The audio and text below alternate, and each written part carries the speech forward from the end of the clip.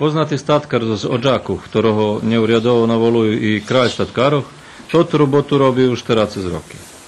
Chvíľkovo má 180 falati rovatého statku, zo čoho 62 dojky, a ostatok celjata, perviski i bujačke za krmenje.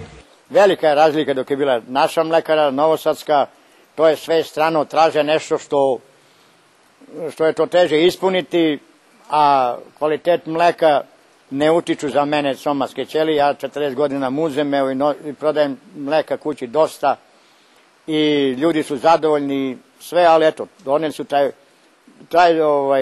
tu odluku su doneli samo da bi mogli da nam smanje mleko, zato što to se pojavljuje kad su krave visoko stelne, ne može da zasušiš i ljudi, svaka litra mleka treba, tako da je tu problem. Naš sobešednik tvrdzi, že mu veli kravi davaju i po 50 litri mlijeka, ali je to bilo daraz, kada ih karmili intenzivno.